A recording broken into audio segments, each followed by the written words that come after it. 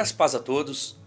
Meu nome é Luciano, sou pastor da Igreja Bíblica Betel de Itatiba e é com muita alegria que eu quero repartir com vocês uma exposição baseada no livro de Neemias, que vai do capítulo 1 ao capítulo 7, que vai falar sobre os processos da restauração. Primeiramente eu quero falar sobre o tema, seja a resposta da sua oração. Bom, a primeira coisa que eu posso dizer é a situação. Olhando para o livro de Neemias, no capítulo 1, versículo 1, você vê que no ano de Quisleu, Neemias está sendo copeiro do rei Artaxerxes na Pérsia, está ali contra a vontade dele. Provavelmente é um dos remanescentes daqueles pais que foram levados cativos. É muito provável que tenha nascido já em cativeiro.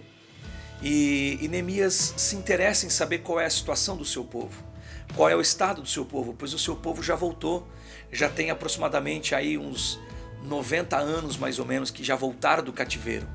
E ele pergunta, e um dos seus irmãos, Anani, traz notícias para ele. E ele diz no verso 2, como é que está? Ele diz, olha, Neemias, a situação é o seguinte, a cidade está desolada, os muros estão derrubados, as portas foram queimadas a fogo, as pessoas estão inseguras, as pessoas não se sentem mais confortáveis, não há proteção, o inimigo tem acesso à cidade, ele entra e sai a hora que ele bem entende, e não podemos ter a confiança de restaurar de fato o culto como deveríamos.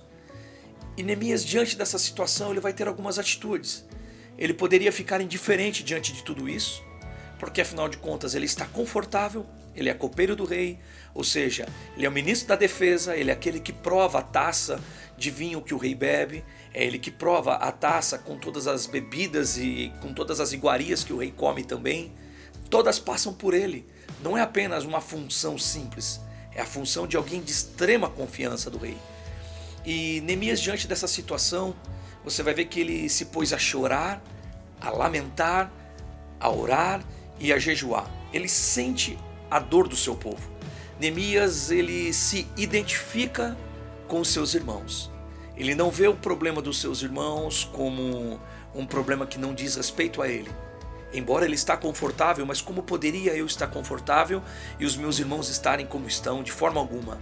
Aquilo mexeu tanto com Neemias que Neemias se pôs a orar. E o que ele podia fazer foi isso. Ele se pôs a orar e na sua oração, a partir do versículo 4, que vai até o verso 11, Neemias ele faz uma oração muito bonita, porque ele não faz só uma oração de condenação às pessoas que pecaram, que tudo que eles estavam vivendo era consequência. Ele se coloca, eu pequei, a casa de meu pai pecamos, todos nós pecamos e estamos realmente passando por isso porque de certa forma merecemos tudo isso. Neemias se identifica também com o erro do povo. Ele não se coloca como maioral das pessoas, ele não se coloca como juiz dele. E isso é lindo em Neemias, o coração dele passa a ser alinhado.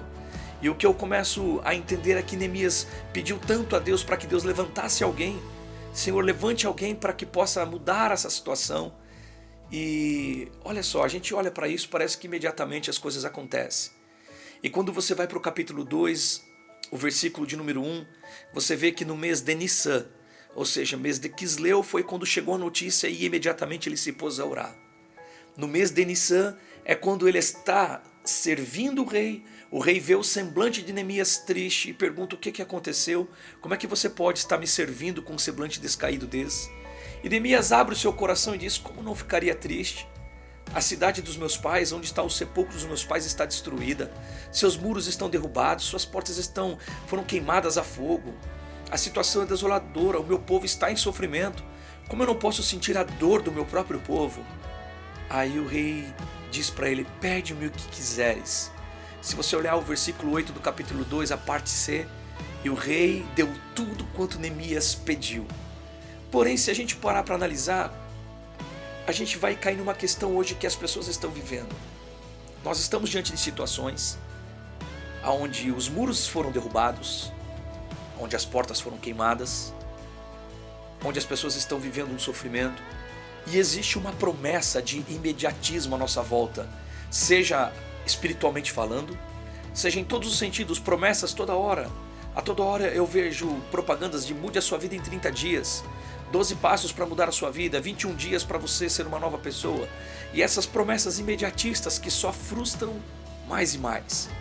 Neemias, ele não viveu um imediatismo. Se você olhar o mês de Quisleu até o mês de Nissan, dá exatamente 4 meses. Durante esse tempo, o que Neemias fez? Ele orou e continuou orando até entender no seu secreto qual era a vontade de Deus para a sua vida. O que eu posso dizer é que o seu tempo de secreto com Deus, o seu tempo que você passa a sós com Deus, vai determinar a sua visão correta do que Deus quer fazer. Nesses 4 meses de Neemias foi suficiente para Neemias entender que ele era a resposta da sua própria oração. Neemias estava pedindo: Deus, use alguém, levante líderes. Já fazem mais de 90 anos que eles voltaram e nada foi feito. Neemias entende que ele é a pessoa que Deus quer usar.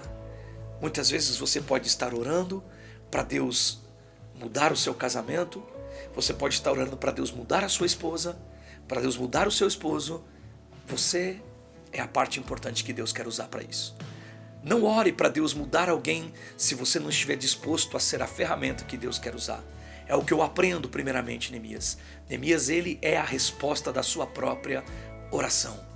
E isso fez com que ele caísse na graça daquele rei, que deu a ele carta, que deu a ele recursos, e Neemias pôde ir para Jerusalém, num prazo que o rei determinou a ele, e ali então Deus vai usar a vida desse homem. Mas o que é muito importante é o tempo que Neemias passou no secreto. A nossa geração, ela é fast food, é tudo para ontem. Nós não gastamos mais tempo em oração até ouvirmos Deus. Não é até que Deus me ouça, até que eu ouça Deus. Neemias orou até que ele ouviu a voz de Deus e ele entendeu: estou pedindo para Deus usar alguém e eu sou a pessoa que Deus quer usar. Seja a pessoa que Deus quer usar para mudar a sua casa, para mudar a sua família, para mudar o ambiente. Não ore a Deus para levantar pessoas que você não esteja incluso dentro dessas pessoas que Deus quer levantar. Seja a resposta da sua oração. Deus nos abençoe em Cristo Jesus.